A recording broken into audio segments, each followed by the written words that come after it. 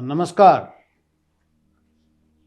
In today's edition of Right Angle, I would like to discuss a very important event that is taking place in our country today.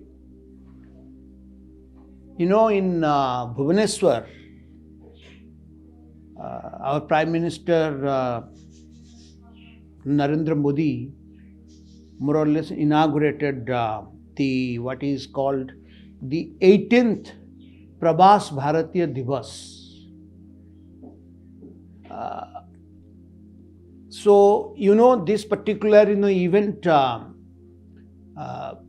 attracts the Indian diaspora from all parts of the world, from all over the world.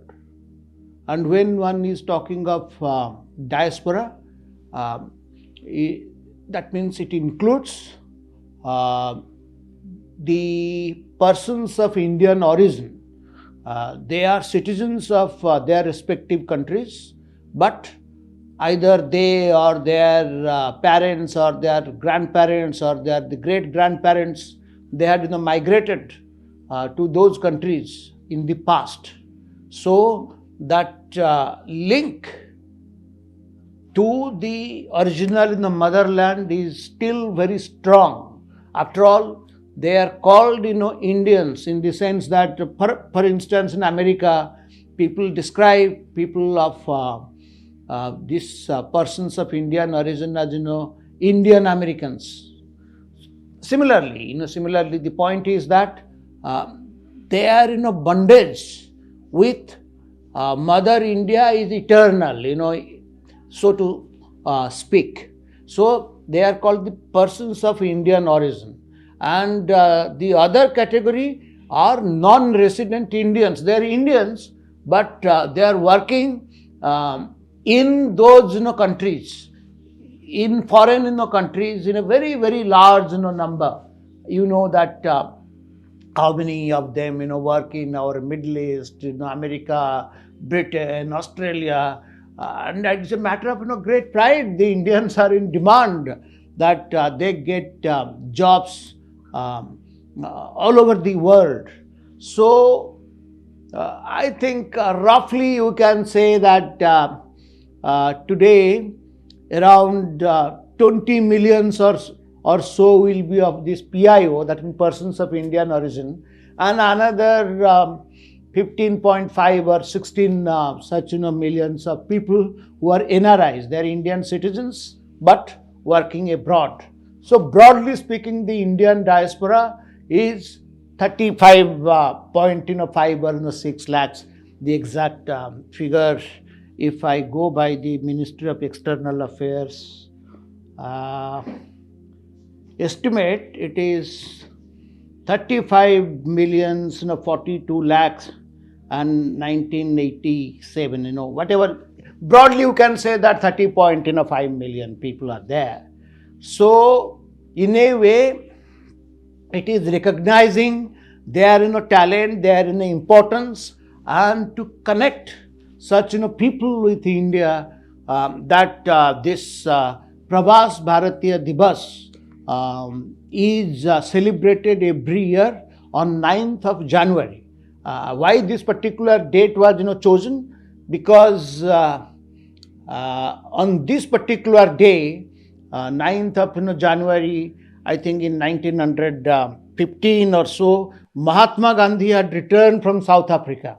So the then Prime Minister, incidentally, this Pravasi Bharatiya Divas as an event, rather as an international event to celebrate the contributions of the Indian diaspora and to respect them, was decided to be organized for the first time in the year 2003 by our then Prime Minister Atal Bihari Vajpayee. And obviously, as I'll be explaining to you, our present Prime Minister Narendra Modi has taken it forward. He has added a lot of momentum to this process of connecting India with this diaspora, the Pravasis, Pravasi Bharatiya, to connect Bharatvasis to the Pravasi Bharatiyas. So there is, if you look at it, like Prime Minister today at Bhubaneswar said that these people, I mean these Pravasi Bharatiyas are India's best ambassadors. They represent the cause of India all over the world. They are the best diplomats, they are the best ambassadors. And you see, there is a fundamental policy difference between the ruling Bharatiya Janata Party and what was the previous Congress government's policies. You'll be surprised to know there is a huge gap. As I said, this Pravasi Bharatiya Divas as an international event was celebrated and was decided to be celebrated every year on 9th of January by the Vajpayee government. Again, that is a BJP-led government, because till then the Congress party and particularly was under a narrative, and that was created by none other than our first Prime Minister Jawaharlal Nehru. I am not saying that what he did was wrong or right. I am not going into it, but that was their way of looking at it. For instance, when Nehru formed that interim government in 1947, he abolished. There was a ministry of for what was that ministry? Ministry of Overseas Indian Affairs. In 1947, Nehru, as the Prime Minister, abolished that ministry, and his point was this, that these Indians, whichever countries they were residing at, must be loyal to those countries. They should not overplay their being Indians. They should merge. Suppose Indians were in Australia, Indians were in America, Indians were in South Africa. They all should consider themselves first as South Africans, Australians, Indians. Forget about India. Don't bring India to the picture. That is for your good. You totally merge with the mainstream of the countries where you are residing. So with that philosophy, he abolished that Ministry of Overseas Indian Affairs. So it was a question of a particular type of philosophy or policy that the Congress party had. He said that it is for the good of these Indians who have settled down there in the respective foreign countries. They should forget about India, because if they highlight that they have got that India link, maybe that will be doing them more harm than good. Whether that policy is right or wrong, as I said, that I will not go into it. But the BJP philosophy was completely different. They always wanted that bond, as I said, that they consider this bond between India and the Indians abroad should be eternal. And because even if this bond is eternal, that does not mean that one Indian who is a citizen of America, Indian who is a citizen of Britain, or Indian who is a citizen of Canada, or Australian, they are bad Americans, bad Canadians, bad British. No, just that always you can coexist. You always can do that. You can be a good Indian citizen. At the same time, you can also be very proud of your Indian linkage. And with that mindset, I think Vajpayee ji decided to have this Pravasi Bharatiya Divas. But what Mr. Modi has done, And that is why he should be given, in my considered view, a great credit. He rightly thought, which many experts, many academicians later, or any person who is exposed to or who is familiar with foreign policy, when we as foreign policy analysts decide or analyze a given country and determine what its power is, quote unquote. So a country's power should not be seen only in the military terms or its economic terms. So there is something called soft power, SOFT, soft power. You mean to say that even if you are not militarily strong, even if you are not economically strong, but if your civilizational values are so strong and they are really eternal and your cultural thing is so good, so you always can project your country's interest to display your power. That is called soft power, like your food, your dress, your dance, your movies. In fact, when people talk about American power, people really do not attach great importance to America's soft power. When the Soviet Union was a communist, totally under the communist rule, or even for that matter in China, the Hollywood, the Coca-Colas, this McDonald's, they represent America's soft power. Similarly, when one comes to India, we talk of our Bollywood, as I said, dance, our food, our this thing. So that is also a projection of our soft power. And in this projection of soft power, the diaspora plays a very important role. So what Modi did was that he talked of 3 C's. And I think that's very important to note down what these 3 C's. As I said, what was the Congress policy? What was Nehru's policy? Total detachment. Total detachment. But what Modi's 3 C's says, 1 C stands for connect with India. That means wherever you are, you should remain connected with it. I mean, this is our request. India's request to its diaspora in the world, that please, 1 C, you go by 3 C's. 1 C stands for connect with India. 2nd C stands for celebrate with India of our common heritage, of our common civilization, of our common culture. What I said, that our food, things of that soft power. Let us be bhagidar, let us enjoy these things together. Let us celebrate it. So 1st C stands for connect with India. 2nd C stands for celebrate with India's heritage. And 3rd C, which is very important, one should not be apologetic about it, that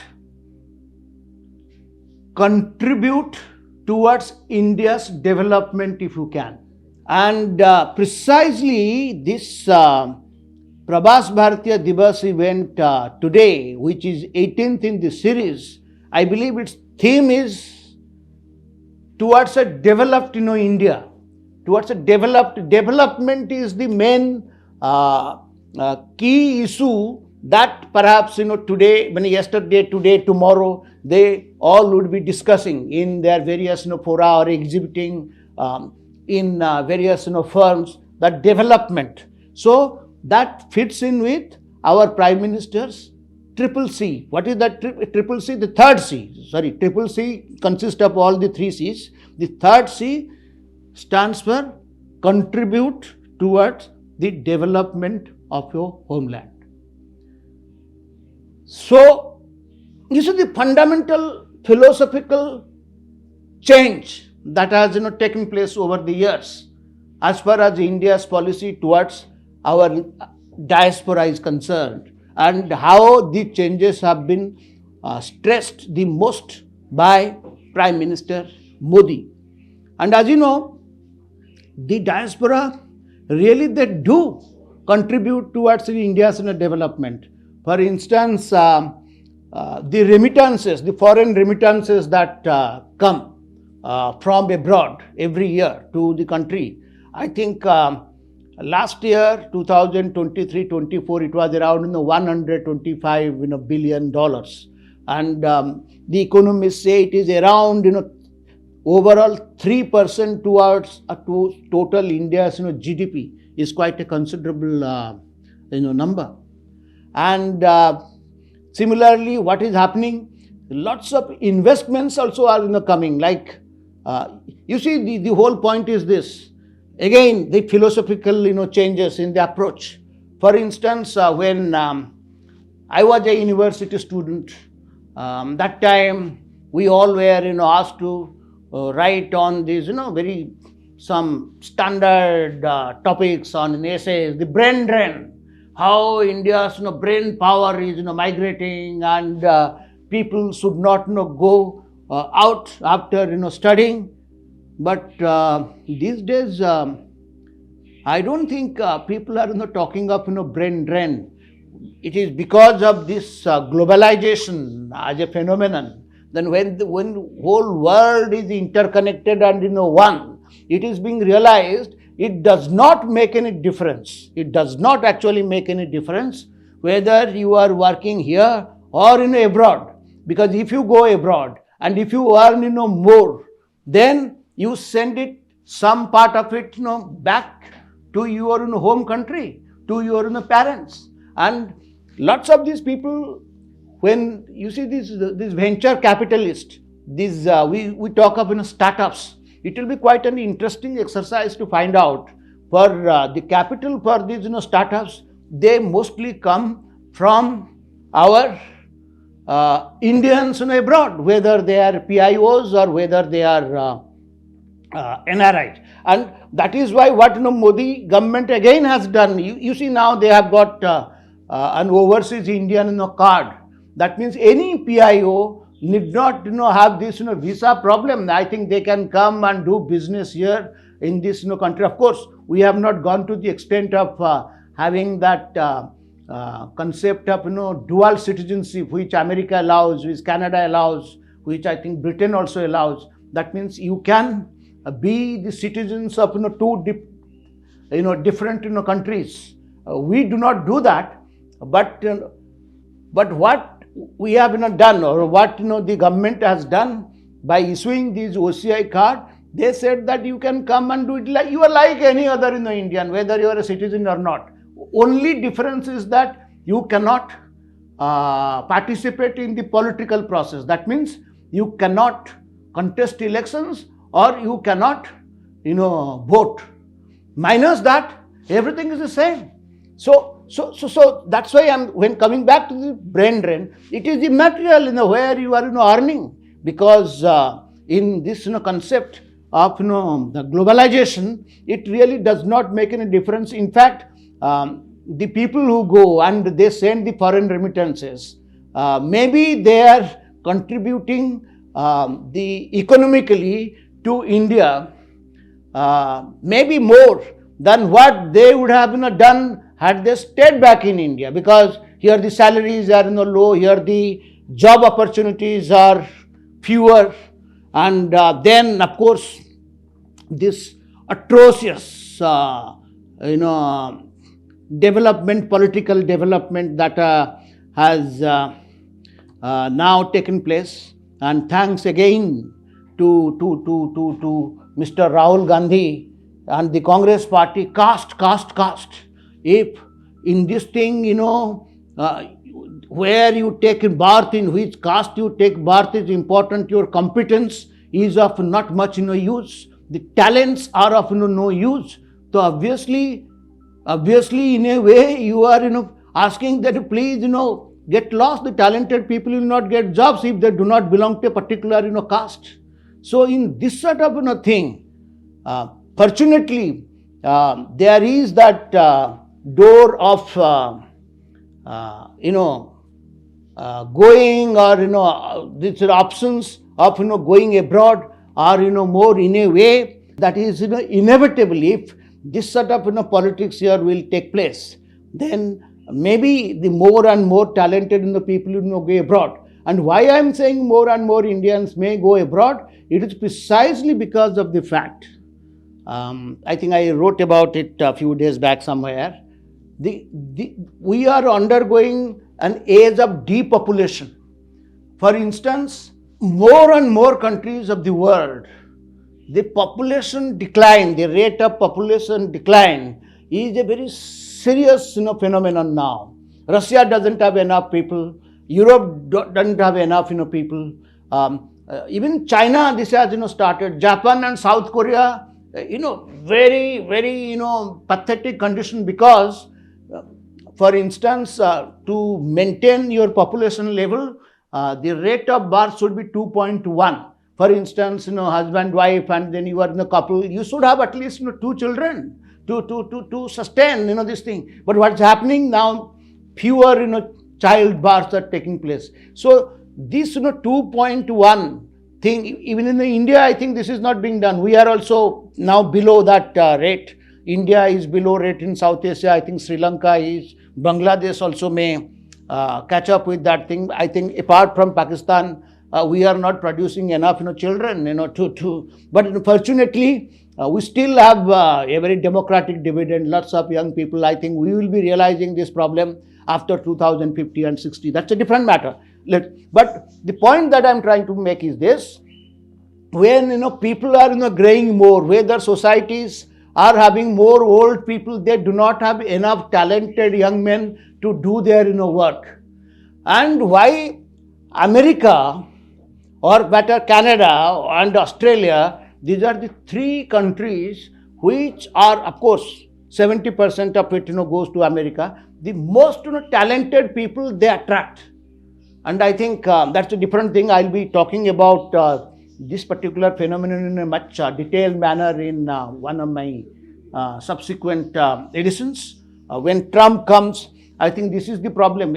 As you know, Trump came by giving the slogan of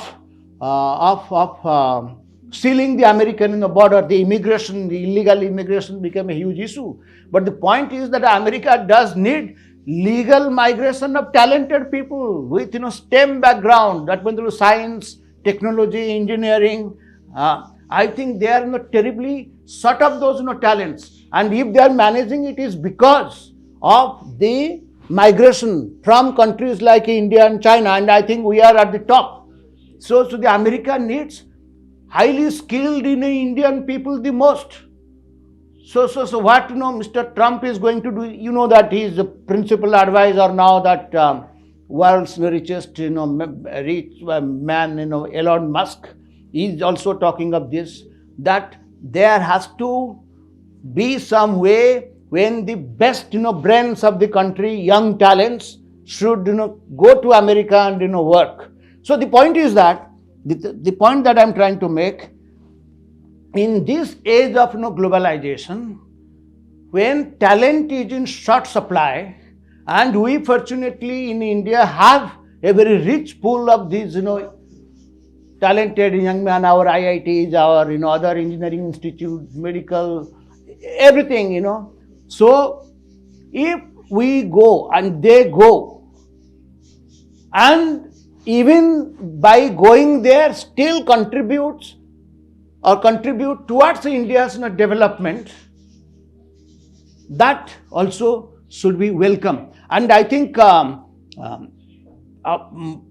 Minister Modi made this point, that India will ensure that the world is not short of talented people.